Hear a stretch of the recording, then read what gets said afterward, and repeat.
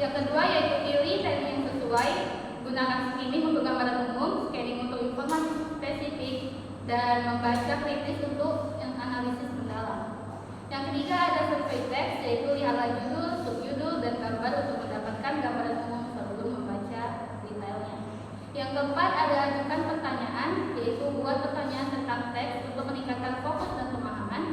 Yang kelima ada buat catatan dan ringkasan, yaitu tulisan poin-poin penting dan buat ringkasan untuk memperkuat pemahaman. Yang keenam ada gunakan penanda seperti highlight atau sticky notes untuk informasi penting.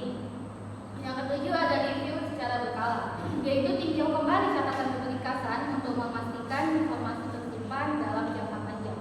Selanjutnya akan dibacakan oleh Muhammad.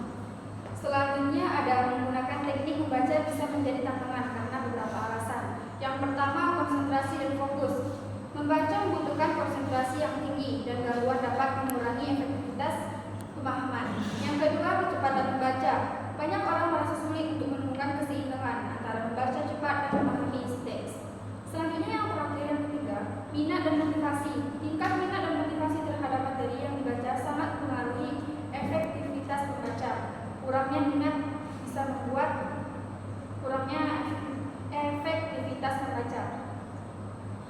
Jadi, kesimpulan yang dapat kita ambil adalah dari keseluruhan pembahasan tentang pola dan teknik membaca dapat disimpulkan bahwa pemahaman dan penerapan pola serta teknik membaca yang tepat dapat memberikan berbagai manfaat yang signifikan bagi pembaca.